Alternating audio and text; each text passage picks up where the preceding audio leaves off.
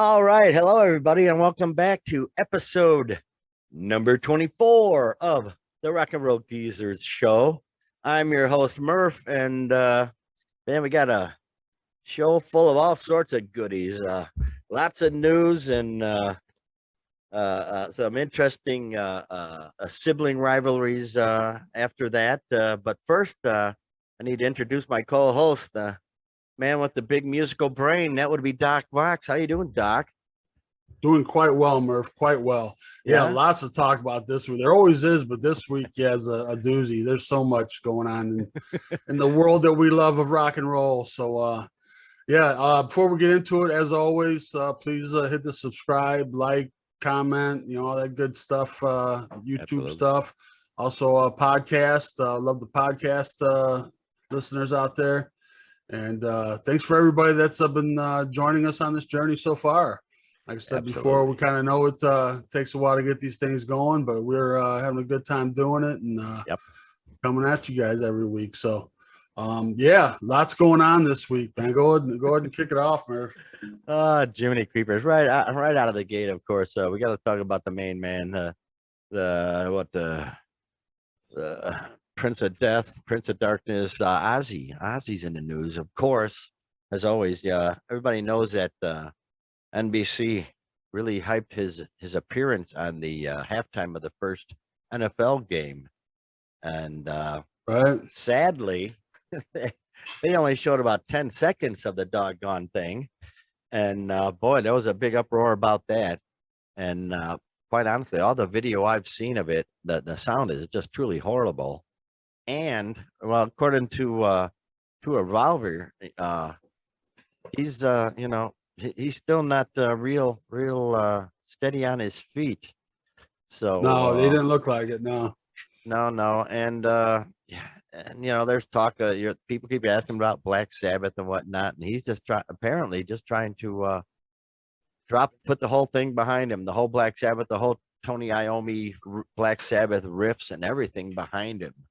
So he's had enough of that apparently, and he should. They did their farewell tour. And she's in terms when you saw him, I don't know if anybody saw this, but he did have a brace. He did come out of the floor, so he had a brace behind him. But at the same time, he has said he's somewhat better, but it's going to take a while for me to get my balance back. He says so. Yeah, he's still not, and obviously the old OZZY used to just run all over the stage and whatnot, and he's just hanging onto that microphone the whole time, like a caged animal. Yeah, help! Keep me up. And if he falls back, he's got the back brace behind him. But regardless, he says he's going to, he's going to keep playing until it kills him or whatever. And he's trying to be some kind of G.G. Allen or whatever. You know what I'm talking about, ladies and gentlemen. G.G. Allen, Allin. You need to look that character up. A lot of you folks favorite of the RnRGzrs show. Yeah. Oh yeah. Yeah. He was the lead singer for the Murder Junkies and the Toilet Rockers. He was the most obscene, disgusting, vile lead singer you would ever see. And I'm not going to tell you the kind of stuff he does, because this is a family program here. But let me tell you, disgusting. Leave it to your imagination, and it's even worse than that. Let's put it that way. The letters G.G. Allen, Allin. Look it up when you get a chance. But in any case, OZZY says, he's gonna rock till he, dies. So I don't. Yeah, that was a whole debacle with the halftime thing. I think it was much talked about and kind of hyped and everything. And but let's get back to the commentators that are gonna be.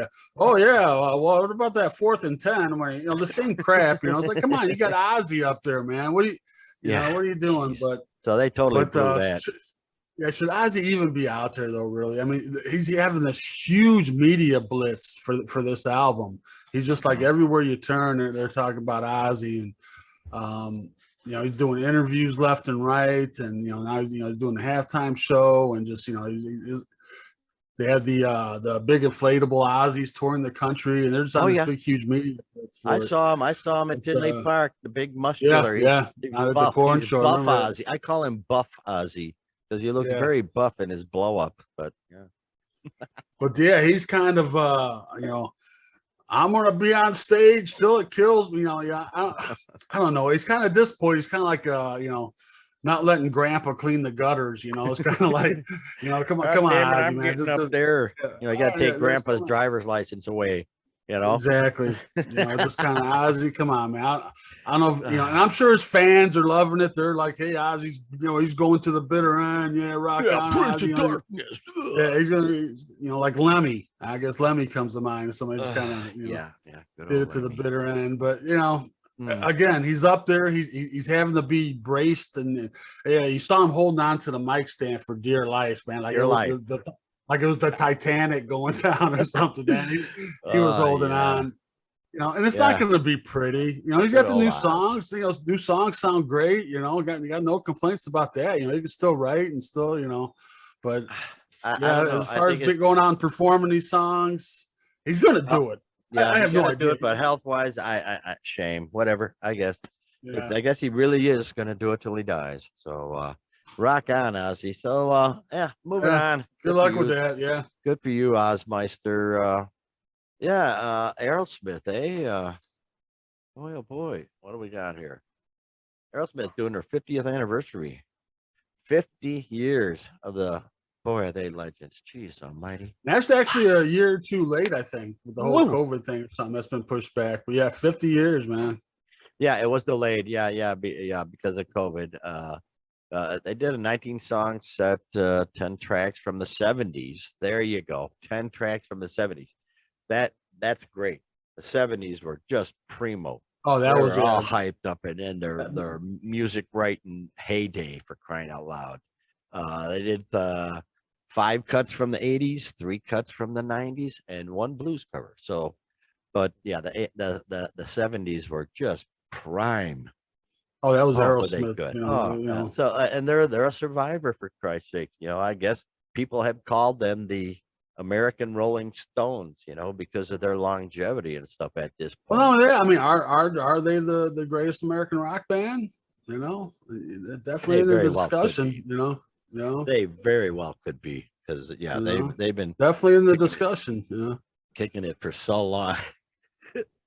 Speaking of kicking it for so long, oh boy, this is unbelievable. Yeah. The legendary. Let me mirror it. Oh, back up. Go ahead.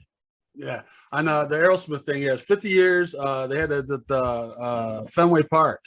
They're Boston boys, and absolutely. Unfortunately, the drummer Joey Kramer didn't make it. His wife recently passed in June.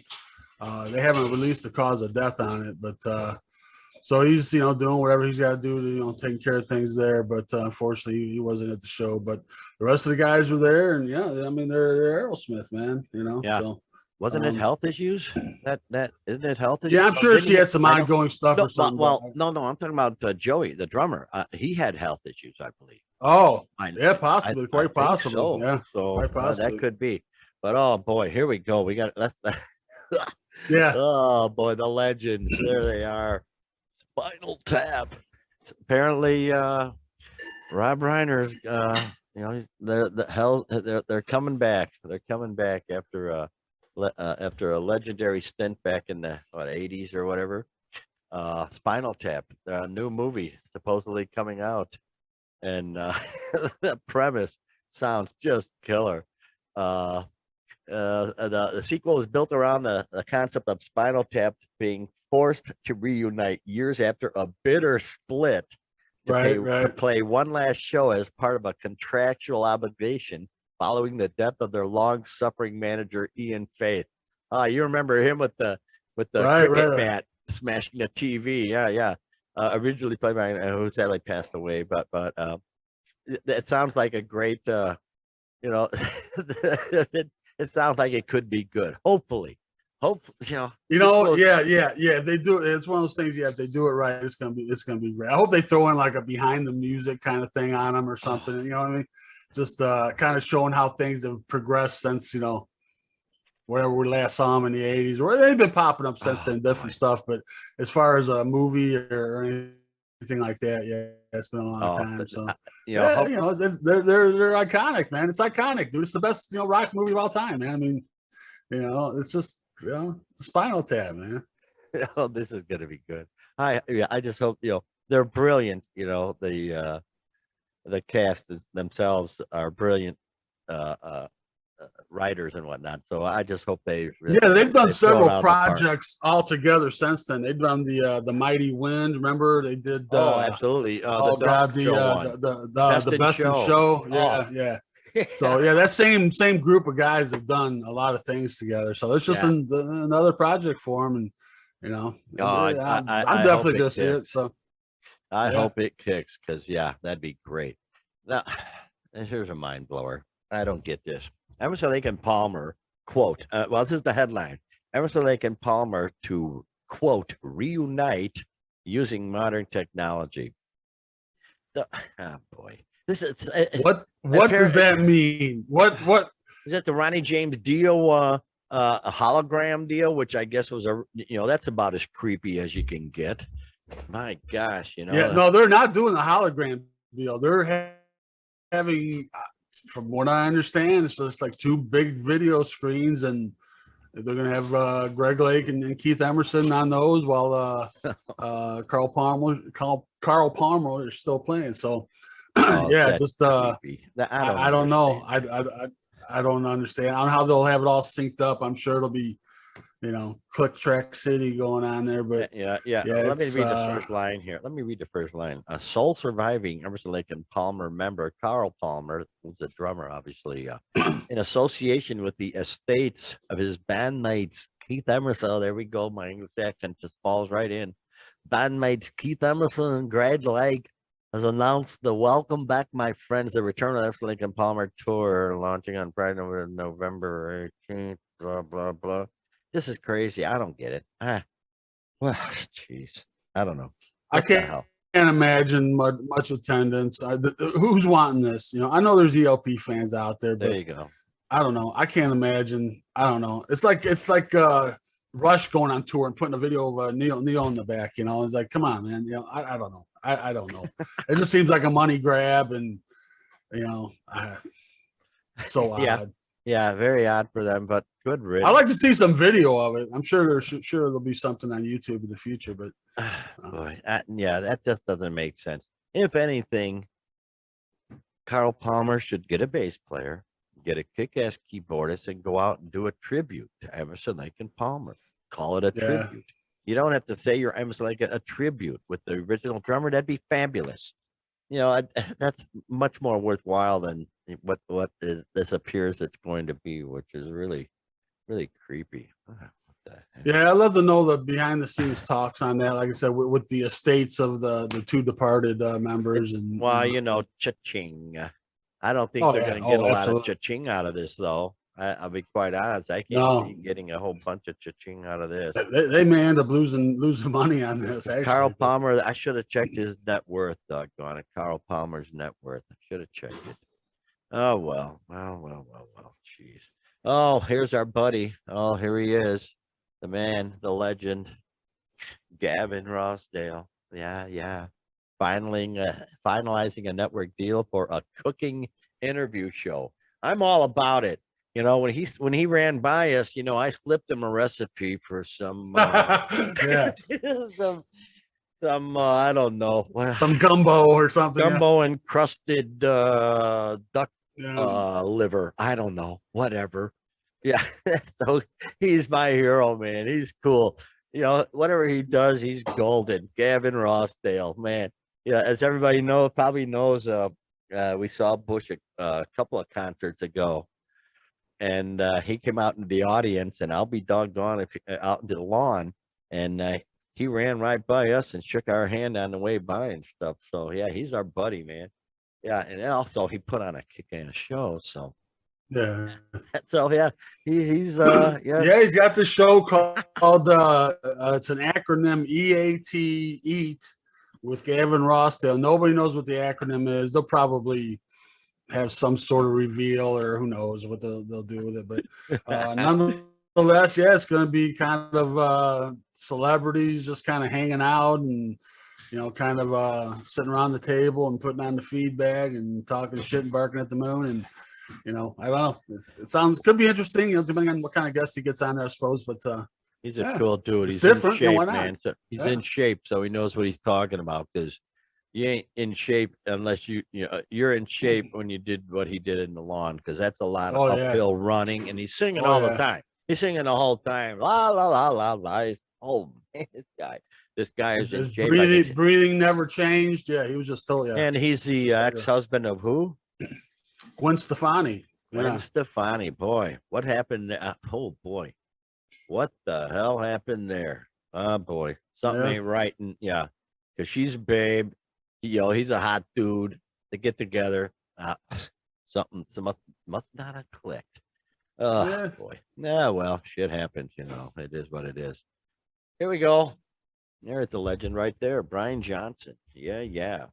Our buddy singer. Brian Johnson, legendary Brian Johnson. He's got an autobiography coming out. The Lives of Brian. I suppose that's a take on the Monty Python. Yeah. But yeah, I'm sure this guy's, got plenty of stories to tell, and it's Brian Johnson, man. Yeah, true that. Yeah. Going to be published in the UK, and I don't know, has he had that exciting a life? I don't know, before, we'll see.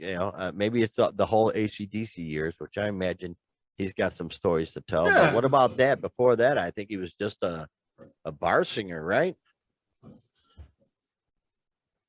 Hello. I've seen him in interviews and stuff before, and he's quite the charmer. He's quite the talker. He got the gift of gab, so I'm sure autobiography pretty cool. Oh yeah, he did have a TV show also, where he went traveling and whatnot. Went traveling around. Oh, cool. Oh, you didn't know that? Yeah, I didn't really watch much of it because but he's got a show where he travels around. And I saw him with a whole bunch of different musicians. So Robert Plant and whatnot, talking about this and that. Oh my gosh, I didn't know you. You've got the wrong cable service, my friend. Either that or you're too damn busy. Yeah, no doubt. But anyway, Brian, good for him.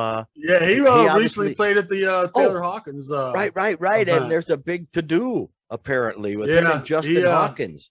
Yeah. So apparently, I don't know, you may have seen there's kind of a picture going around where they're kind of fighting over the microphone. They're both, got a death grip on the microphone, like they're ready to start, getting physical over it.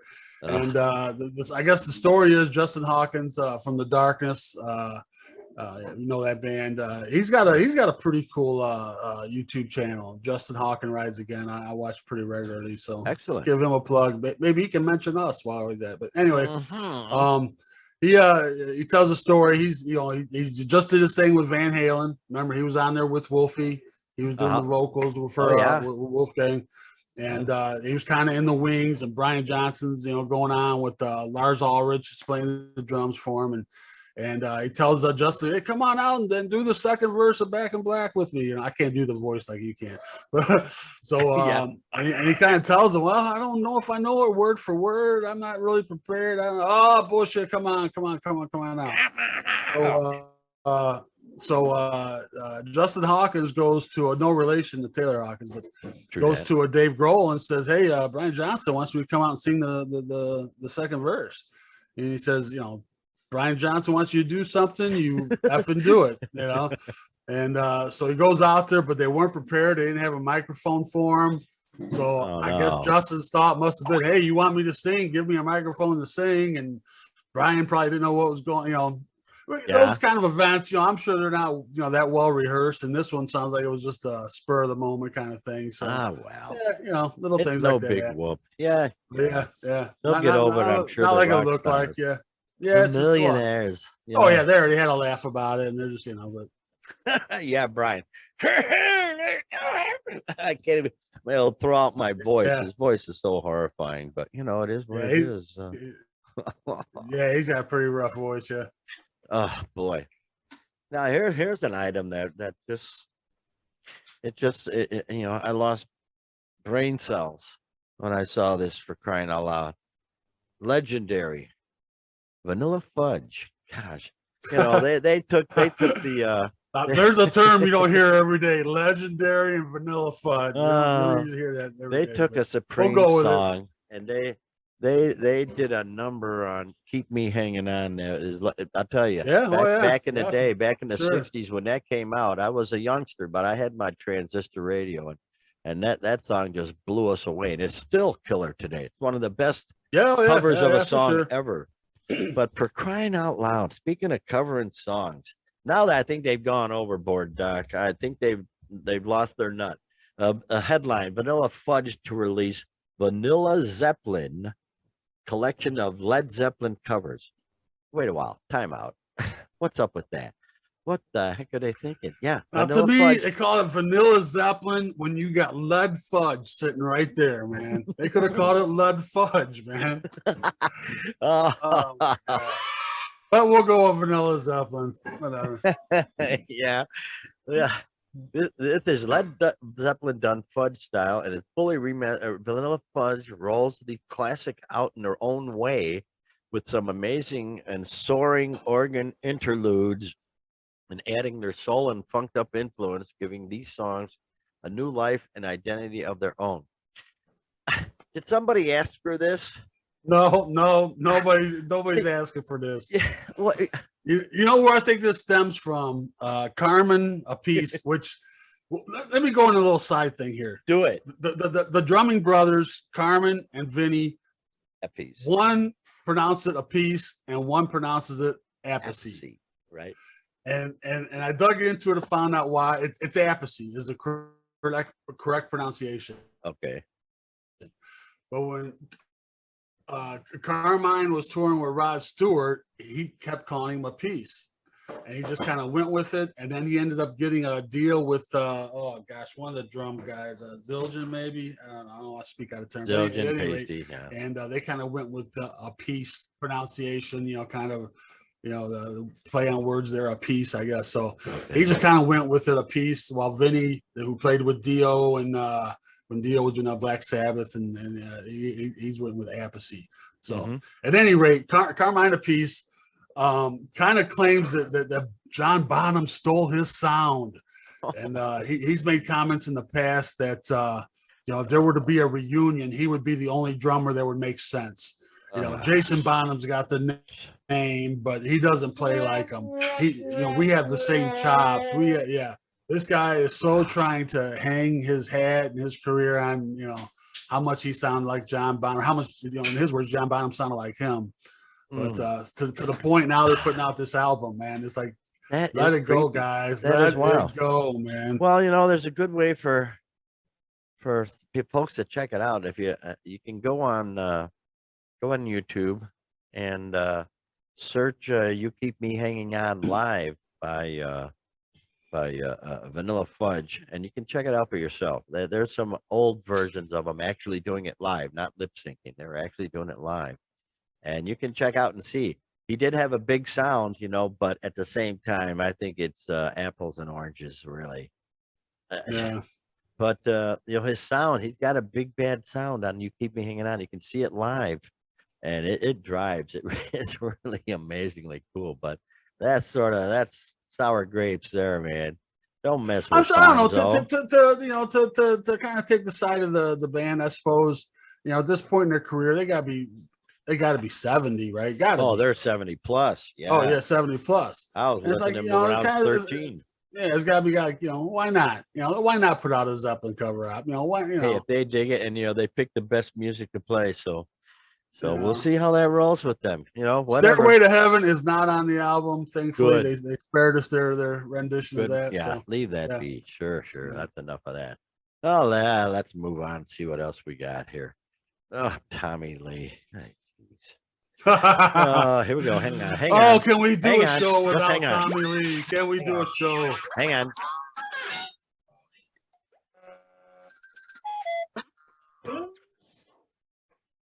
There he is again.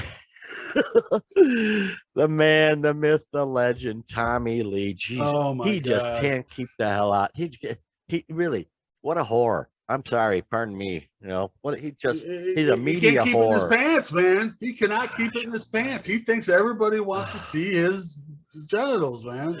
To keep it Jeez. PG rated here on the show. But oh my Jeez. God, go ahead, man. Go Well, ahead. okay. Well, first off, you know, we know, of course, he exposed himself. A couple of shows again at one of his concerts or whatnot, and or what I can't even remember at this point. There's so much about. Okay, well, he had the on Instagram Oh, where exposed. We had the picture of his, you know. Then he came on stage and talked about how, you know, the band was on a 2-week break and he went on a bender and he was all drunk, and he had explained why he you know, took the picture. Then he came out and he said, "Oh, you want to see my wiener?" on stage. And Right. and then he pulls out a dachshund, you know, a wiener dog. You know, Oh. so he's just milking this for whatever reason. And now he's encouraging the men. Now they've had the, I guess with the, not my words, ladies. There's the titty cam where and I saw him 10, 12 years ago when they were doing it. And you know, they come out and encourage the ladies to, you know, flip them open, and so now they're encouraging the guys to whip it out. So, and they're showing it up on the jumbotron, and which I'm sure, you know, probably looks a lot bigger on the jumbotron, I guess. Yep. But nonetheless, yeah. So now they're being sued. They're being sued. A fan a fan has gone to the. I don't have the particulars on that. You might have the story. That just came out this morning. A fan went to the show and took his kids, and before he knows up on the jumbotron is, you know, all these, you know, mammary glands and well, you know, the genitalia. bodacious tatas I can deal with, but But then there's all these guys, you know, schlongs up there on the big screen, man. It's like, I don't know, Tommy. I don't know what I don't even know. Who cared? You know, well, dude, you know, he just keep yours in your pants. Tell everybody else to keep theirs in their pants, and we'll all be much better off, man. Therein lies the problem, Doc. Because here's an article about how Tommy Lee's decided he's going to move his ass over to OnlyFans, where he can whip it out and not have any problems at all. It says, quote, I have now gone over to a place where you can be free as F. So there goes Tommy Lee over to, now you can really embarrass yourself and your kids and your eventual grandkids and whatnot. You know? So what is, I take it that this is like an amateur porn site kind of deal or something? I don't know. Yeah. That's what it sounds like. I don't know. Yeah. It's where, you know, a lot of porn stars go there and whatnot, but where she can be free as shit. You know, who is it? Charlie Sheen's daughter has a site there, and his ex-wife. What's her name? Denise Richards. Denise Richardson. She actually has a site there, and her husband takes the pictures. Oh, these people they're just the worst of the So worst. Tommy, he went on his little ranter, I guess, and then he mooned the audience, and he had the words "OnlyFans" written across his butt cheeks there. So, and then of course, classy move, Tommy, classy guy. That ain't enough though. That ain't enough though, because now he blasts a fan who complained, you know, about the audience members exposing. Well, that was the one I was just speaking about. Yeah, that was the guy that's suing him. And he's blasting him. It's like, really, you know, I don't know. Pardon me, what debauchery for crying out he's loud. kind of you know, hey, you should expect that. No, you should not expect that at a Motley Crue show. There's no show I've ever gone to and expected to see penises on this big screen, man, ever. You know, that's brother, I swear to God. And shame on these guys, but you know, it's Motley Crue. It's not like they're fans or you know, I don't know. I've been to Motley Crue show. I'm not trying to generalize about the fans, but I don't know. I'm sure there's guys in there that aren't exactly the sharpest knives in the drawer, and probably had, you know, 4 or 5 big tall ones in them or something at this point. They're just whipping it out. Hey, look at mine! Put it on the big screen. I recently saw an article earlier today where they're going to be probably touring forever. I saw 2024 in there at this point. They're not. Yeah, the big stadium tour's over now, right? That's. But it says they're going to be. They're going Lord knows where, and they're going to tour forever. So really, what? Yeah, we spoke about that a couple of shows back, where they're going to go in South America, I guess, for a while, and who knows what after that? Yeah, sounds like Oh they're just yeah, they're gonna go on forever. So Motley Crue, what can you say about that? Yeah, well, it's not just Tommy. Nikki Sixx is saying stupid shit too. I guess on Twitter, someone asked him, "Who's the most underrated bass player of all time, Nikki?" And of course, Nikki says, "I am," or "me," or whatever. Jeez. So, you know, are you kidding me? these guys like tooting their own horn. Tommy, yeah, he likes to toot a lot of things, brother. That's the problem. I don't know. No, that's ridiculous. You know, I'm familiar with bass playing. You know, having and coming from a family of bass players. Quite honestly, that's the honest to God truth. No, he jeez. Well, just it's so subjective, and then throwing the added qualifier of underrated. You know, just so subjective. Anybody can not say underrated. He's just a basic bass player. Anybody could learn his parts in the Motley Crue songs. You know, a good bass player could learn them in a weekend easily. I mean, it's not hard. It's not complicated. There's a stunningly good bass players out there that you know that nobody's even heard of. Yeah, a lot, mostly jazz guys, but they're the ones. Well, no, really even within the rock world, yeah, absolutely.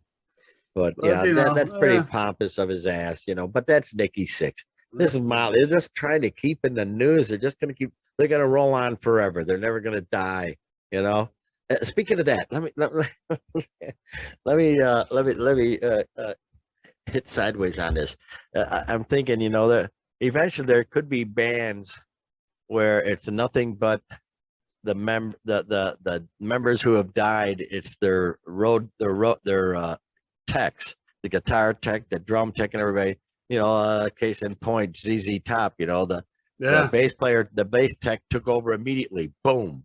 And anytime like Aerosmith, their drummer's out, the drum techs, boom, he's in there. So why not just eventually have a whole band and nothing but the techs? The text, that's a good name for a band. Yeah. But let's take a night off, boys. Let's let the text play this one. You know. Yeah, that's just like that. I always wanted to see a car driving around with nothing but those little donut spares. You know, nothing but donut spares. All 4 donut spares. I've never seen that. That's disappointing, but nonetheless, back to the groove. So yeah. Nikki Sixx, what a numbnuts.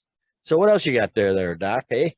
You know, there's another story we're talking about a little bit ago with ELP and kind of odd tours or odd stage ideas. Ian Gillan of Deep Purple fame, is got an idea to tour. It's not an idea; they're doing it. It's a 6-date tour of Spain, of all places. Where he's traveling with an orchestra. Only to me. And there's other singers involved, no one of note, but they're doing Queen songs and AC/DC songs and Metallica and a couple other Pink Floyd, and then I guess that's the cover band part of the show or whatnot, and then Ian Gillan comes on and does I think about 6 or 7 Deep Purple songs. I'll be darned, that's very unique, I must say. Who knows? It could be really interesting. You never know. Now, back in the 70s, it would have been interesting because, you know, everybody's on acid and crap, you know. So, you know, anything was interesting. They had laser light shows at the Triton College that were out there in Chicago. They were mind blowing. And, but I don't know. I don't know how.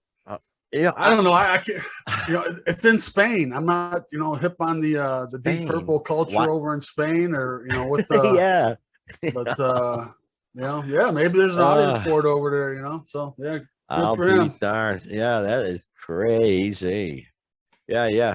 Okay, here we go. You know, we've been talking constantly about cancellations, and everybody's been canceling out and all this stuff. And the latest, here we go, is headline: Greta Van Fleet forced to cancel remaining homecoming concerts in Flint and Ypsilanti. That's right. It's pronounced Ypsilanti, folks. Yes, I actually made deliveries there when I was a truck driver. Yeah. But boy, oh boy, and once again, it's that key word that's in almost all of these cancellations is logistics, and they've got logistics issues. Folks don't realize just how much a part of their lives logistics actually is. And sure enough, man, they're let me see, due to production and logistical issues outside of our control, we regrettably must cancel the upcoming shows in Flit and Ypsilanti. I mean, who knows? With logistics, it could be a million things. It's 1,000 anyway. It could be a ton of different things that just make it not feasible, not not profitable to keep gigs going on. I can't imagine it's a profitability issue. It's in the kind of, like I said, their hometown or hometown area. That's what I found odd. So and the rest of the tour is going on. They have the what they call it, the Dreams in Gold tour that they're on right now, and the rest of that's going off apparently without any issues. But for whatever reason, yeah, and their homecoming shows, it's getting shut down. There he is, man. Greta Van Fleet, love them or leave. Yeah, they're trying. For Christ's sake, we don't have enough bands. We don't have enough bands like that competing with them. We just don't. That's the problem. They're the real deal. They play their guitars, they sing, they play their drums, and none of this electronical bull crap. Supporting them. We need more bands like that. They're just good raw rock and roll. So what a shame. Logistics again, and I'm sure we'll be continuing to see that word throughout the coming winter. I wouldn't be surprised if we brought it up on each episode. Yeah. So there we go. Greta Van Fleet, trying to give it hell, but they had to cancel a few. So doggone it. Cancel. Speaking of guy who needs to be canceled, come on, Gene Simmons. What the hell, man? Does this guy never give up, for crying out loud? And now, Moneybag Soda. There we go. Now, boy, what a I guess marketing genius, you would say, because all in all, it's nothing but it's nothing but a marketing tool. His band Kiss was a marketing tool to make him a ton of money, and he's not going to stop there. Just sort of like Sammy, just not going to stop there. But he's got a soda out, eh? What do you know about that? Yeah, he's they're celebrating the millionth bottle sold of Moneybag Soda, and I'm kind of thinking first, $1 million bottles. That's really not all that much, right? I mean, I've never even heard of it though. So where are they selling it? Millions. Who knows? Maybe East Coast thing or something. I'm not sure, but what drew me into this news item. If you remember Gene Simmons' Family Jewels, remember when that show was on? Oh, brother, and, it would show his his adventures and the different investments and whatnot, and different things like that. One of the things he did was the money bag thing, where he bought the rights to that image that we all have grown up with, in cartoons. You mean the rich guy? Well, just the money bag itself, the bag with the dollar sign, and the string on the top. Right. And so just that image, and he had the bright idea to copyright it. Wow. And apparently, I don't think it paid off quite the way he wanted it to. So he's been really pushing that money bag. I know he had a line of clothing for a while with money bag on it. He was really trying to push that never took off, and so I guess now he's putting it on the. I guess he figures he paid so much. I don't know. Who knows what he paid for the copyright on that, but trying to get his money's worth out of it, I suppose. Wow. And so now he's on this soda, and I don't know. Yeah, he knows no bounds. Well, you'd have a Kiss coffin, for Christ's sake. So yes, you are correct, sir. He absolutely has no bounds when it comes to giving a squat about. I don't know. And then what we just talked about last week, the movie, the bad Kiss movie. Yeah, Kiss Phantom of the amusement park. The amusement park, yeah. Gosh, horrible. Whatever to make a buck. Now He doesn't drink, so I mean, there's a big thing on the late down. Maybe he needs to start finally. Well, no, I think the last 10, 15, I guess maybe even 20 years, there's been artist-based beverages. I guess kind of Sammy kind of started, I guess, and I know Metallica has some, and AC/DC has some, and he doesn't drink, so he's putting out the soda. So I guess that's the tie-in. I don't know. Yeah. Well, so now it's going to be Kiss meets the Fanta of the amusement park. Well, let's just consider that nowadays. It's not like an artist puts out a record, an actual vinyl record, and makes money off of it. Nowadays, they have to make money off any way they can. Well, it's not. I don't think Gene's in that position, though. Well, and that's true in Metallica and stuff, but there's gonna have to be I'm sure there is a marketplace out. Well, like you say, it's probably the merch. They're making their money on merch and stuff like that because they ain't making money off of records anymore, vinyl records and downloads. Getting paid squat for that. So, but Gene, he can make. He's already rich. He doesn't need to do squat. So, just like I said, just the fact he's still pushing that money bag concept is just kind of kills me. But. Okay, here we Rock go. on, Gene. Yeah, whatever. Here we go. Look at this. There he is. Look at it. I found an image where he's actually sort of smiling. No, not even. He's probably straining his cheek muscles by actually smiling. No, that's not even. He's still sourpuss. That's as good as he can get right there. The brow still, the brow is furrowed. Yes. He's still mad. Doggone it. There he is. Dave Mustaine. Jeez, I got an article here. How who's this from? I got to give the props to Blabbermouth, of course. The headline is How Dave Mustaine Enlisted His Oncologist to Co-Write Lyrics for His New Megadeth album. I guess whatever it takes, his oncologist. Boy, I didn't see that story. Yeah, I have to look into that one. Yeah. He's been through cancer and everything, and I can feel for him. All the crap with so he can scowl all he wants, but he apparently his oncologist helped him with his lyrics on his latest undertaking.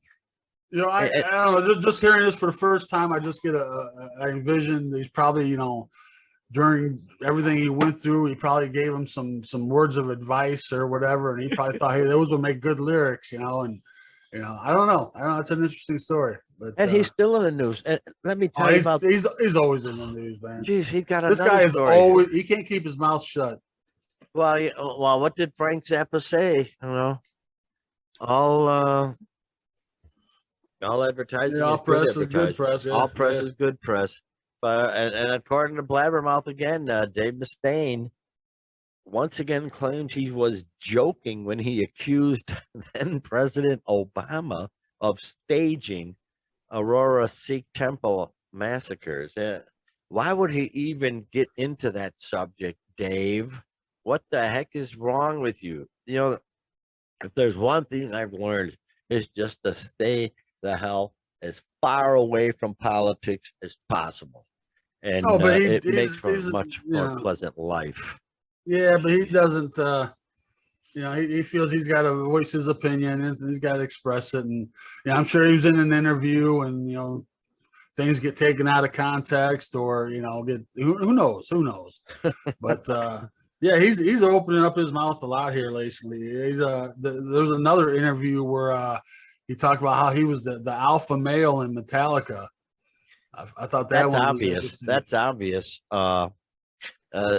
Reading an article with Dave Ellison, the bass player that he let go, and he says, he would come in and if any of the other band members laid anything down, he would want to know who laid it down, and actually, if it was Ellison, he'd replace the part. He wouldn't use any of Ellison's stuff. He's obviously it was his show, and these other guys are just they're paid, they're jobbers, come on in, play the music. It's my music. It's my show. I'll give you this and that. I'll give you, Yeah, but do union you see him scale being and like that in boom. Metallica though? I mean, granted, that's when they're first starting off, and I'm sure James and Lars didn't really, but it was still their band though. I mean, Yeah, and that was kind of the way the interviewer presented it to him. He said, you made the comment that you were kind of the leader, and he said, he kind of had, had trouble believing that, considering what alpha males, James and Metallica were Lars pricks. are. Yeah, they treated that. What bass player did they treat like shit?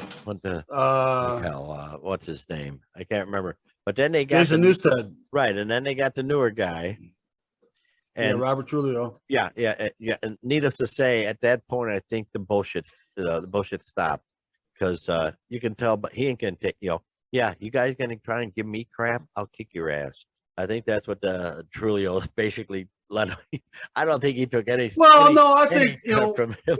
when they lost Cliff Burton, and then they had to get a new bass players. They got Jason Newsted, and I think they part of their grieving process, or I don't know, or just getting back. You're not Cliff. You're not our dad. That kind of thing or whatever. Kind of gave him some shit, but I can sort of dig. Newsted's doing his own thing now and everything. So. Yep, everything's cool. Good for them. Once again, one of the icons of American metal right there. Been around forever and still going. Been the same lineup for quite a while. So good for them. So there you go, man. So, what do you got on tonight's topic? Well, we're gonna be seeing Dave Mustaine and Megadeth coming up. Right. Yeah. Our last summer concert. I'm actually really interested just to see the Hue, just to see what that's all about. Because hopefully, I imagine we'll have a good crowd by then. Because all year long, the opening acts have always had really solid crowds to start with. So that's very cool. But the Hue and Megadeth. Yeah, those are the two I'm looking forward to. And to catch up, folks that are not totally hip to where we're at. Murph and I have season concert tickets to Hollywood Casino Amphitheater in Tinley Park, Illinois, outside of Chicago. And we've been this will be over a dozen concerts for the summer. Yes, sir. We've enjoyed. So this is the last one. Kind of had a couple weeks off in between here, almost a month, really. Yeah, I think it's been a month. But the last one. The headliners are Five Finger Death Punch, and I think we'll be leaving that show early, Mike. Quite honestly, but we'll see. We'll see what they're about. And, for crying out loud, it's September 30th, so it could be snowing in Chicago by then. For crying out loud, I got a gnat flying around here, just in case anybody's wondering. I'm not grabbing at imaginary things out of the air. Yeah, it's like freaking gnat is flying around or something. But that'll be a good. Hopefully the weather's fine, even if it ain't. As long as it ain't raining or snowing, I'm there. I don't care how cold it is, but that'll be very cool. Yeah, a little nip in the air will be fine. Yeah. And like I said, they have the Hue. It's a Mongolian. It's a lot of throat singing, which I'm very interested in seeing. I don't really get the whole throat singing thing. And it's going to be crazy. A lot of chanting and stuff. Cool. And absolutely. I guess the very first band, Fire from the Gods, which is some kind of rap metal. I don't know. I'm sure, But whatever. We'll check it out. So. Oh, absolutely. But once our summer concert series is over, we're not done going to concerts. No. So we got one lined up here. It's a place called the Briar House in a suburb of Chicago, Lombard, Illinois. Never been there. I don't know too much about it. My daughter told me a little bit about it. So it's a decent venue. And we're going to see Punk. I'm so excited about seeing. Oh yeah, this will be crazy good. Very, very much a fan of the whole CBGB's era, all those bands. I've missed opportunities to see several of those bands as they come through, but I'm not going to miss this opportunity to see the Dead Boys. We are seeing the Dead just Boys. The one original left, but it's just one original member left, Cheetah Chrome, but he's one of the main guys. He's the guitar player. So This is going to be crazy good. I'm sure they're not going to mess around. From Cleveland, Ohio, ladies and gentlemen, the Dead Boys. I got their Young, Loud, and Snotty album, which was just crazy good, and they are really, yeah. I can't wait for this. Yeah, the venue had standing room, or it had bar stool, or it had VIP. And we chose the bar stool because nothing better than being that close to the bar with the Dead Boys up there kicking some booty. I can't wait. It's just going to be great. Yeah, it's a 4-banger show as well. We're gonna have three other punk bands that I've checked them out on YouTube. It should be a good rocking time, man. Love going to punk shows and small clubs. I'm all about it, man. God, I just can't wait, man. I can't wait. Dead Boys are one of the originators. Yeah.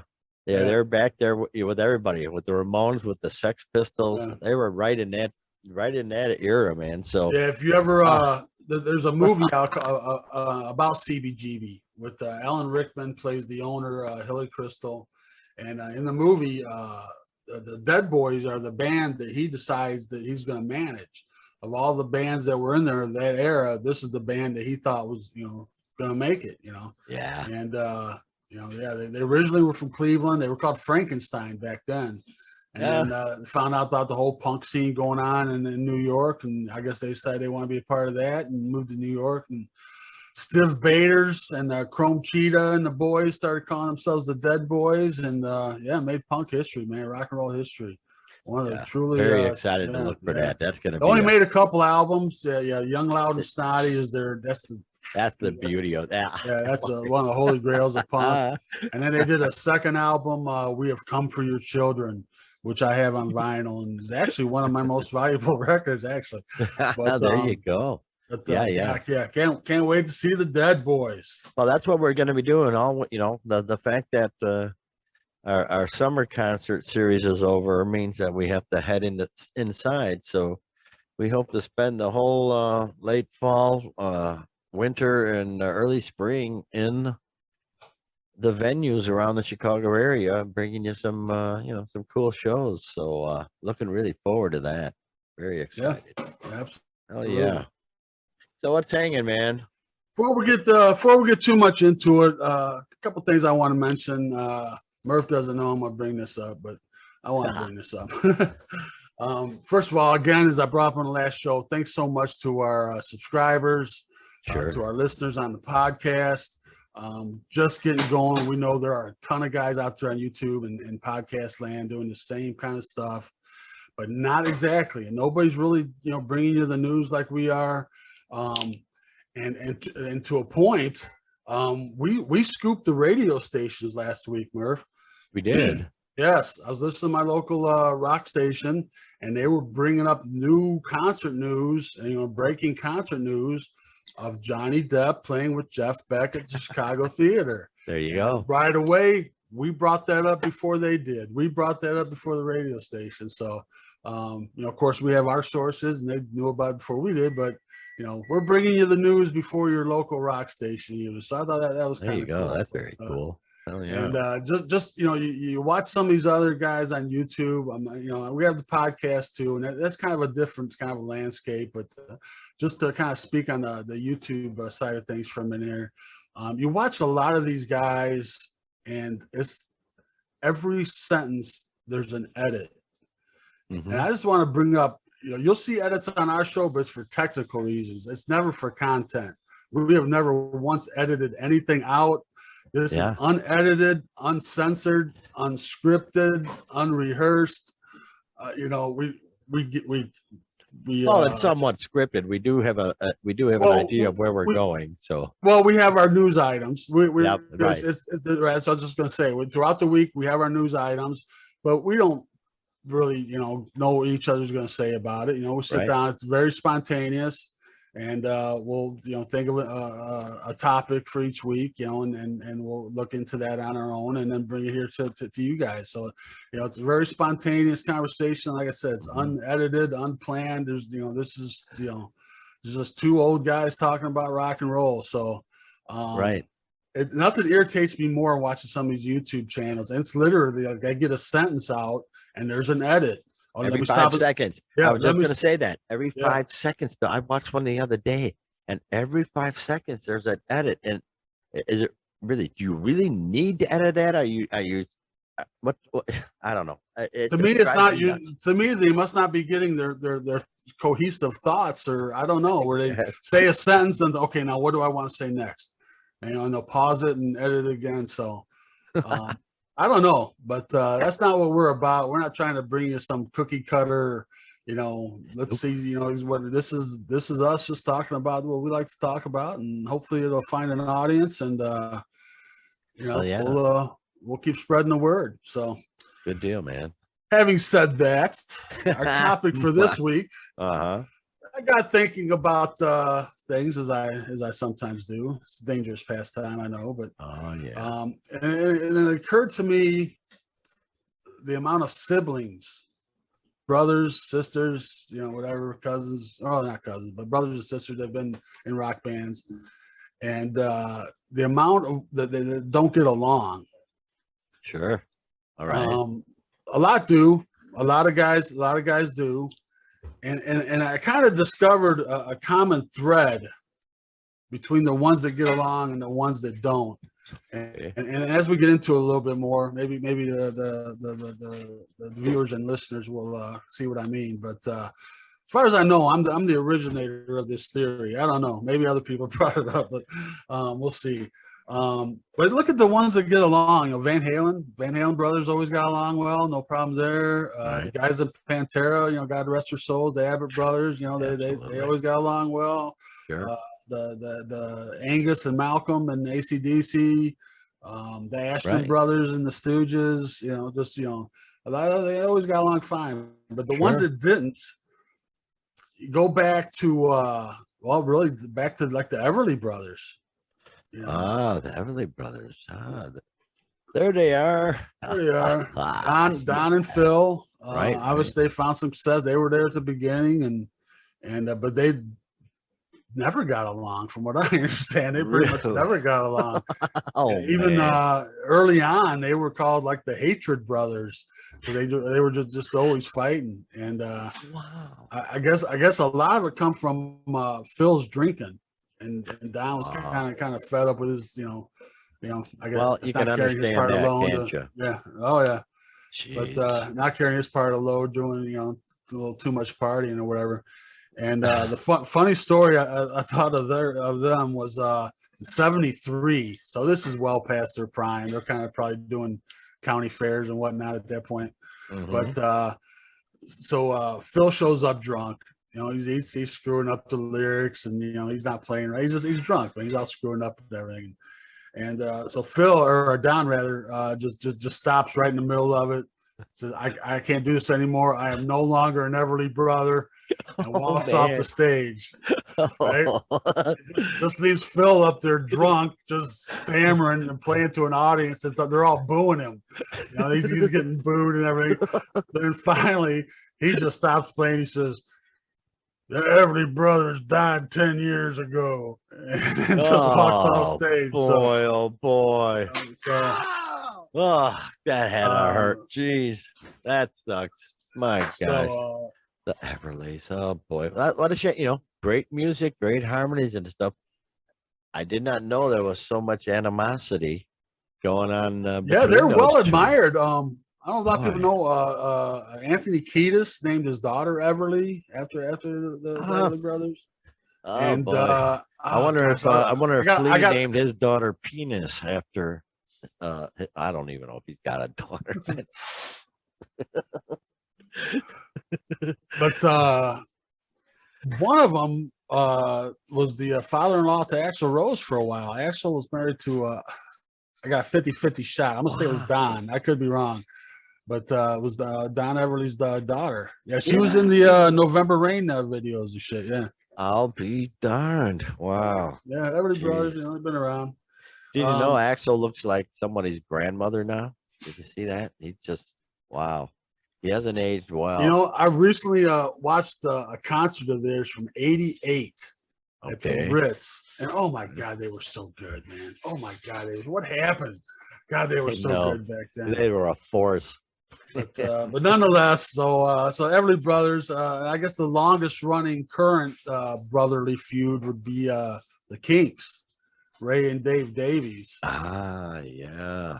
And I always kind of got the impression that Dave's kind of a prick, man. Sure seems like it. He's the older of the brothers, and I know Ray has said in interviews, has been quoted a few times, and he goes, I think Dave has only been happy 3 years in his whole life. That was the 3 years before I was born. Oh, wow. But yeah, they've had Maybe fisticuffs on it's stage, and they've had blow-ups just about every sort, really. maybe it's that anger that got him to slice his speakers up with a razor blade and create the fuzz tone for You Really Got Me that That's set the exactly right. standard. Yeah. I'll be darned, but Exactly right. too bad. What a But, shame.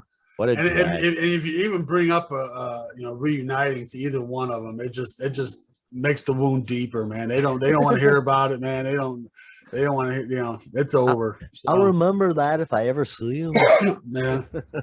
Mustaine, man, one of the great rock bands for sure, man. Yep, yep. Oh boy. So what do we got from here? Yeah, another one from the 60s, of course, the CCR, that kind of famous sibling rivalry there between John and Tom Fogerty, of course. Obviously, John, initially, Tom's the older brother. Tom was the front man initially. And Tom technically is the better singer. But the sound that they had, and John had the voice for that sound, and he wrote the songs, and I mean John took over basically, so they created sour grapes between them, and they never got along. Wow. I remember you may remember he had oh gosh, I'm not exactly sure what his title was, if he was their manager or just with the label or wherever, but a guy named Saul Zantz had like basically all the publishing, all CCR's publishing. And I mean, they had a really raw deal. That's where the money is. Yeah. You may remember. They ended up John Fogerty ended up in court back in the 80s for plagiarizing himself. Yeah. And that was because Saul Zantz owned, I think it was Run Through the Jungle, and he was saying Old Man Down the Road off of the Center Field solo album was the same as Run Through the Jungle. So he had to go to court to prove that it was just ridiculous. It was just ridiculous. Yeah, but if I recall, the judge did say you can't tell a guy he can't sing like himself.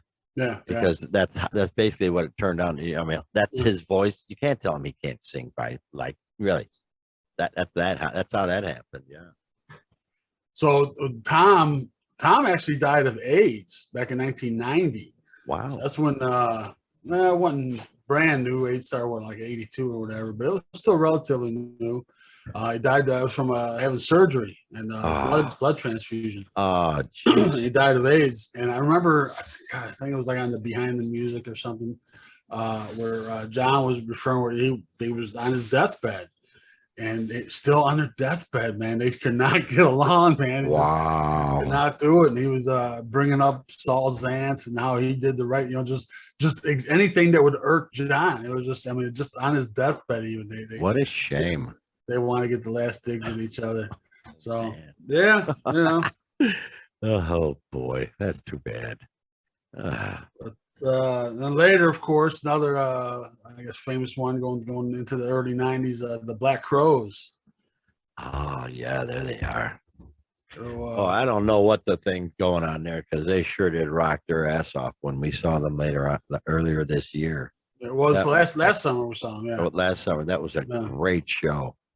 Man, oh man. Well, really? it's just the Robinson brothers, Chris and Rich, and the rest of the band's all new guys. And I mean, they had the steady guys there for quite a while. They had their core guys there for quite a while.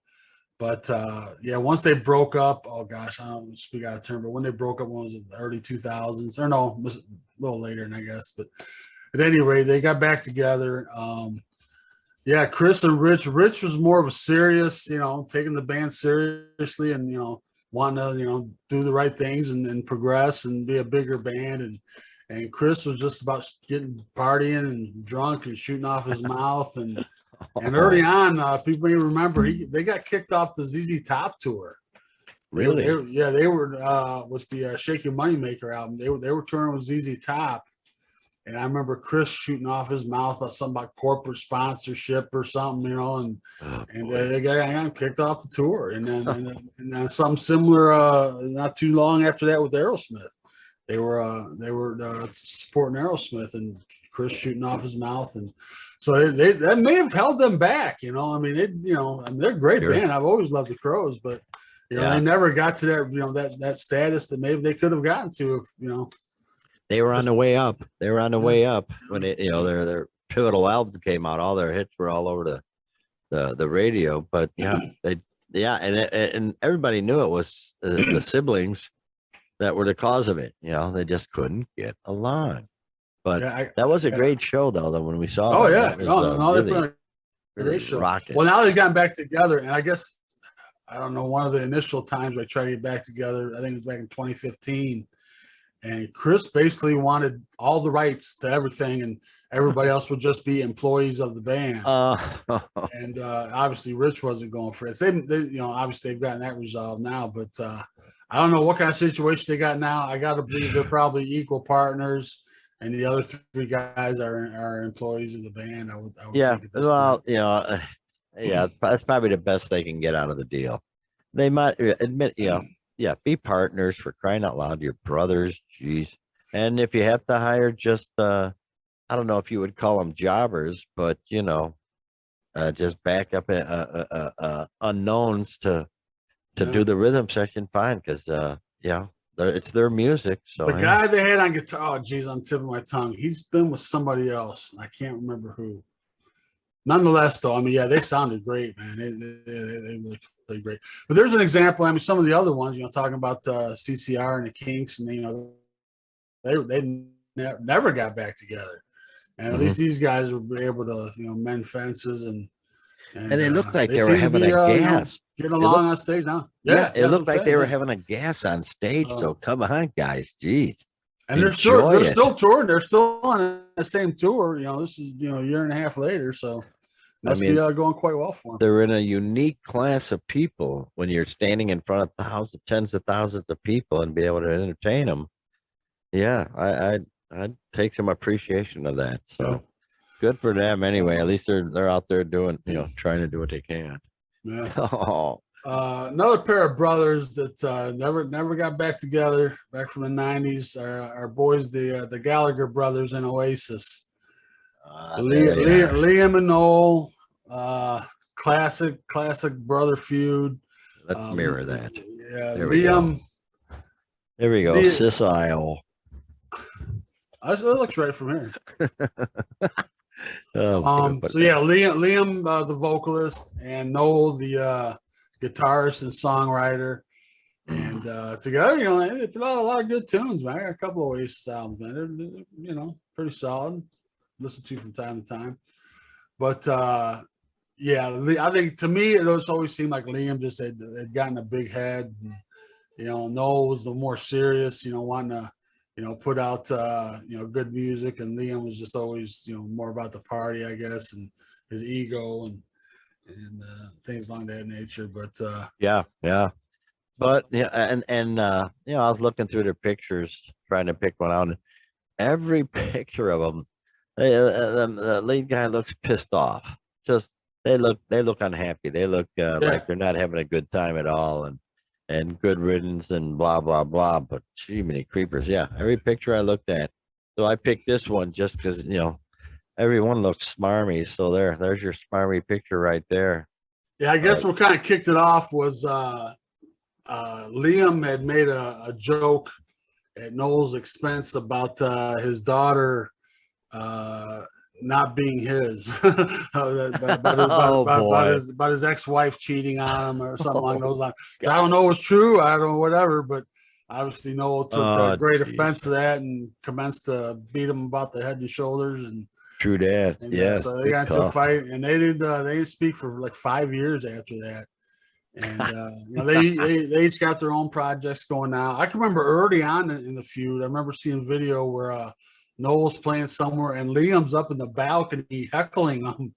He's like booing him, and like, dude, come on, man, it's your own brother, man. They take it easy. Oh, man. that's classic. That's a pretty nasty feud, man. Pretty nasty feud. Oh man, cool beans. Gosh almighty. And another one is not necessarily a real brother feud, but kind of, sort of, and Joey and Johnny Ramone. The Ramones. They're not blood brothers. They're not actually grown up, brothers, but they're band brothers, which I guess everybody's kind of band brothers, but they're, their situation. And they didn't speak together for, I don't know how they function as a band. That's amazing to me. They didn't speak for, I want to say like 20 years or more. I think the bass player was the intermediary who would just, speak between them. But that is so odd, Yeah. That's just wow. Yeah, and even Joey and Marky didn't get along very well either. I mean, that's just got to be the most dysfunctional band, but they lasted for a long, long time, but until they started dropping. Oh yeah, they were such a power. That video on YouTube of their, I think it was 1977 New Year's Eve gig over in England. Oh yeah, legendary. Boy, that's just awesome. That's just like a train rolling, just a train rolling down the tracks. It was so crazy good. For 27 minutes or whatever it was, and then you're just like 10 standing songs, there stunned. Yeah, it's just stunned. To know that they hated themselves, they hated each other so much is well, I know they had amusing. Political differences, and I'm not sure who had what view, but I know there were political differences. Where they were kind of who's the guitarist? Johnny. Johnny was a Republican. His dad was a hard-working union guy, Republican, and his Joey was a Democrat. Okay. And I'd say, we talked about this at way earlier show that Johnny stole Joey's girlfriend. Right. And so Joey wrote the song, "The KKK Took My Baby Away." That's just classic. Oh, boy. Yeah, I bet there's tons of little jabs at each other in their lyrics and stuff. I'm going to have to look more into that. But, absolutely. I bet there's a lot of that. It's like Stevie Nicks writing songs just totally denigrating what's his name, Lindsey Buckingham, and then making him play him on stage right next to her. There you go. That's classic. Well, that's why Brian May wrote Fat Bottom Girl, just because he thought it'd be funny to see Freddie singing it on stage. So, why not? Oh, that's classic. So there's some of our sibling rivalries, but as I mentioned, as we started getting into this, there seems to be a common thread. I don't know if any of you picked up on it, but like I said, the aforementioned ones we talked about that got along: Van Halen, AC/DC, the Stooges, these bands, the Pantera. Oh yeah. And the ones that didn't get along, one of the brothers would be the vocalist. Every time. And if the brother's not the vocalist, they seem to get along just fine. So I'm sure there's some complex up there, Well, that could be. You look at AC/DC. Neither of them sing, Malcolm or Angus, but obviously everything was rolling really well. So, everyone were. I don't know if I don't know if it's an alpha male thing, seeing your brother be the alpha male, or I don't know, but there's got to be something about it where that deep sibling rivalry just kicks in, and like I said, some people like the Black Crowes, they get past it and they mature and say, hey man, but then other guys they just never get past it, man. Well, the one who ain't the singers, he's thinking, son of a bitch, he's been better than me all his life, and now he's singing and I'm not. Damn it. It's probably a long held rivalry. Well, especially in the situation with CCR, where Tom was initially the singer. Oh, that had to be probably a better singer, but not for that sound, man. That's just Right, that classic John Fogerty voice and sound. So yeah, yeah, I don't know. Just to be on my amateur psychiatry thing, it just seems to be some, I'm sure there's some oh man, name for it, but nonetheless, so hey, pretty decent show, man. We went a little long this week, but lots of news to cover. Lots of news to cover. Yeah, they never disappoint, these rock stars. They just can't help but get in the news. So Lord only knows what next week's gonna bring, because they're out of their minds. These rock stars can't help themselves. Yeah, so. somebody's shooting off their mouth, and somebody's got something going on or something. So, Oh boy, how about it? But okay, man. Hey, Doc, it's been a great one, man. Freaking A, another good show in the bag, and things are starting to cool down now. We got the fall season coming in, so I'm a big fan of the fall season myself. So yeah, me as well. Looking forward to keep the ball rolling throughout the winter. And thanks everybody for stopping by. And as always, if you can, give us a like, give us a subscribe, or just say hey, give us a comment on the videos, and we're on everything, of course. Our program is on everything, so it's a good thing. And we'll see you next week there, Doc. What do you say? Yeah, absolutely, man. Have a great rock and roll filled week, and we'll be here for you next week, man. We'll see you then.